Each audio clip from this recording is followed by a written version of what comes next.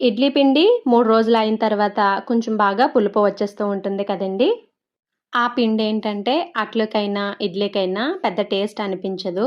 దానికి బదులుగా ఇలా ఇడ్లీ పిండి పునుగులు వేస్తే టేస్ట్ అనేది చాలా బావుంటుందండి. దానిలోకి స్పైసీ టొమాటో చట్నీ అండి. Super combination. ఇంక లేట్ చేయకుండా ఇడ్లీ పిండి బోండా విత్ టొమాటో చట్నీ తయారీ విధానం ఎలాగో చూసేద్దాం వచ్చేయండి. హాయ్ అండి. నమస్తే. Welcome to Durga Krishna kitchen. ముందుగా గిన్నెలోకి పావు కప్పు వరకు బియ్యం పిండిని యాడ్ చేసుకోవాలి. అలానే పావు కప్పు వరకు మైదా పిండిని కూడా యాడ్ చేసుకోవాలి. దానితో పాటే పావు టీ స్పూన్‌కి కొంచెం తక్కువలో వంట సోడాను కూడా యాడ్ చేసుకోవాలి. అలానే పొడవుగా కట్ చేసి పెట్టుకున్న ఉల్లిపాయ ముక్కలను కూడా యాడ్ చేసుకోవాలి.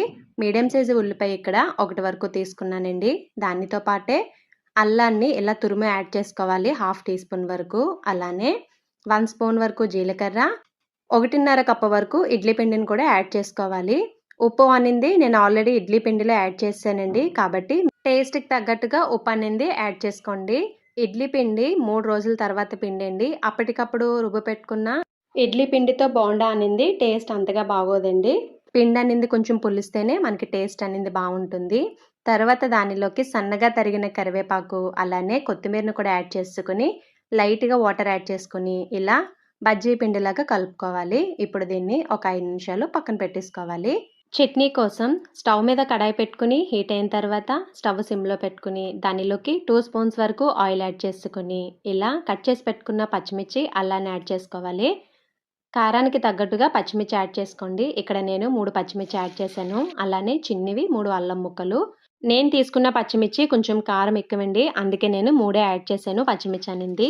ఈ చట్నీకి టేస్ట్ అంతా పచ్చిమిర్చి ఎంత బాగా ఫ్రై అయితే చట్నీ టేస్ట్ అంతే అద్భుతంగా ఉంటుందండి. అవి లైట్‌గా ఫ్రై అయిన తర్వాత ఒక గుప్పెడు కరివేపాకు కూడా వేసుకొని లైట్‌గా ఫ్రై చేసుకోవాలి. తర్వాత 1 స్పూన్ వరకు జీలకర్రను కూడా వేసుకొని, ఇది కూడా ఫ్రై అయిన తర్వాత దానిలోకి కట్ చేసి పెట్టుకున్న టొమాటో ముక్కలు యాడ్ చేసుకోవాలి. దానితో పాటే టేస్ట్‌కి తగ్గట్టుగా ఉప్పును కూడా యాడ్ చేసుకోవాలి. ఇక్కడ నేను కల్లుప్పు యాడ్ చేస్తున్నా. చూసుకొని యాడ్ చేసుకోండి ఉప్పు యాడ్ చేసినప్పుడు. అలానే లైట్‌గా కొత్తిమీరను కూడా యాడ్ చేసుకోవాలండి. అలానే బాగా దంచిన 4 వెల్లుల్లిని కూడా యాడ్ చేసుకోవాలి. కొత్తిమీర యాడ్ చేసినప్పుడు కాడలు ఎక్కువ ఉండేలాగా చూసుకోండి. టేస్ట్ చాలా బావుంటుంది.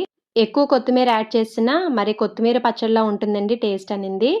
కాబట్టి లైట్‌గా యాడ్ చేసుకుంటే సరిపోతుంది. జస్ట్ ఫ్లేవర్ కోసం అంతే. అలానే వీటన్నింటిని బాగా ఫ్రై చేసుకోవాలి. చెక్ చేసుకున్న ప్రతిసారి మూత పెట్టుకొని మగ్గించుకోవాలి. టొమాటోల్లో ఉప్పు వేయడం వల్ల వాటర్ అనేది త్వరగా రిలీజ్ అయ్యి చాలా వరకు టమాటా అనేది త్వరగా మగ్గిపోతుంది. మీడియం సైజు టొమాటోలు ఇక్కడ 3 వరకు తీసుకున్నానండి. ఇక్కడ నేను బాగా ముగ్గిన టొమాటోలు తీసుకున్నాను కాబట్టి చింతపండు యాడ్ చేయలేదు. మీరు తీసుకున్న టొమాటో పులుపు తక్కువ అనిపిస్తే కొత్తిమీర యాడ్ చేసినప్పుడే చిన్న నిమ్మకాయ సైజులో సగమంతా చింతపండును కూడా యాడ్ చేసుకొని వీటిని బాగా ఫ్రై చేసుకోవాలి.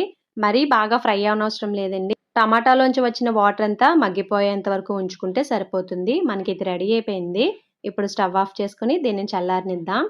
టమాటా అనేది బాగా చల్లారిపోయిన తర్వాత మిక్సీ జార్‌లో యాడ్ చేసుకొని లైట్‌గా వాటర్ ఏసుకోండి. ఎక్కువ వేయొద్దు. వేసిన తర్వాత బరకగా బ్లెండ్ చేసుకోవాలి. అంతేనండి. రెడీ అయిపోయింది.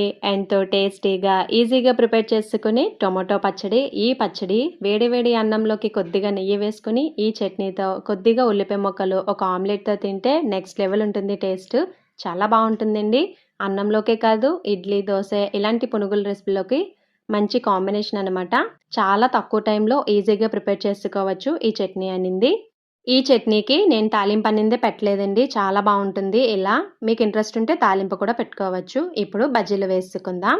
బజ్జీల కోసం ఆయిల్ పెట్టుకుని, ఆయిల్ బాగా హీట్ అయిన తర్వాత స్టవ్ మీడియంలో పెట్టుకుని జాగ్రత్తగా చిన్ని చిన్ని పునుగుల్లాగా వేసుకోవాలి. బజ్జీలు వేసిన వెంటనే కదిపేయకూడదండి. అవి లైట్‌గా కలర్ చేంజ్ అయిన తర్వాత మాత్రమే వాటిని కదుపుకోవాలి. ఇలా ఒకవైపు ఫ్రై అయిన తర్వాత రెండో వైపుకి జాగ్రత్తగా టర్న్ చేసుకోవాలి. అలానే పైన ఇలా స్ట్రైనర్‌తో కదుపుకుంటా ఉంటే అన్నీ మంచి కలర్‌లో వేగుతాయి. ఇక్కడ మెయిన్‌గా గుర్తుపెట్టుకోవాల్సిందేంటంటే ఆయిల్ బాగా మరిగిన తర్వాత స్టవ్ హైలో పెట్టే మీరు పునుగులు వేశారనుకోండి, పైన కలర్ వచ్చేస్తుంది. లోపలనింది పిండి పిండిగా ఉంటుంది. టేస్ట్ అస్సలు బాగోదు. లేదా ఆయిల్ మరగకుండా మీరు వేశారనుకోండి, ఆయిల్ అనేది త్వరగా పీల్చేసుకుంటుంది. కాబట్టి ఆయిల్ బాగా మరిగిన తర్వాత స్టవ్ మీడియంలో పెట్టుకుని ఇలా పునుగులు వేసుకొని ఇలా మంచి గోల్డెన్ కలర్ వచ్చేంత వరకు ఫ్రై చేసుకుంటే సరిపోతుంది. తర్వాత వీటిని ఇలా ప్లేట్‌లోకి ట్రాన్స్‌ఫర్ చేసుకోవడమే. అంతేనండి. రెడీ అయిపోయింది. ఎంతో టేస్టీగా, ఈజీగా ప్రిపేర్ చేసుకునే ఇడ్లీ పిండి బోండా. దానిలోకి స్పైసీ టొమాటో చట్నీ. టేస్ట్ అయితే చాలా వచ్చిందండి. చూడండి బోండా అనింది ఎంత గుల్లగా ఉందో. చాలా వస్తాయండి టేస్ట్ అయితే. మీరు ఒకసారి తప్పకుండా ట్రై చేసేయండి. మార్నింగ్ బ్రేక్‌ఫాస్ట్‌లోకైనా, ఈవినింగ్ స్కూల్ నుంచి వచ్చే పిల్లలకి ఏదోటి స్నాక్స్ చేసి పెడుతూ ఉండాలి కాబట్టి, ఒకసారి ఈ విధంగా ట్రై చేసేయండి. వాళ్ళు చాలా ఇష్టంగా తినేస్తారు. ఈ బోండా టేస్ట్ కూడా మనం బయట బండి మీద తీసుకునే ఇడ్లీ బోండా టేస్టే ఉంటుంది. అస్సలు మిస్ చేయకండి. మరి మీకు నచ్చిందా ఈ వీడియో? మీకు గనక ఈ వీడియో నచ్చినట్లయితే తప్పకుండా ఒక లైక్ ఇచ్చేయండి. మీరు లైక్ చేయడం వల్ల ఈ వీడియో అనేది మరికొంతమందికి రికమెండ్ అయ్యే ఛాన్స్ ఉంటుంది. అలానే ఛానల్‌ని సబ్స్క్రైబ్ చేసుకొని పక్కనే ఉన్న బెల్ ఐకాన్‌ని గనక క్లిక్ చేసినట్లయితే నా వీడియోస్‌ని మీరు రెగ్యులర్‌గా ఫాలో అవ్వచ్చు.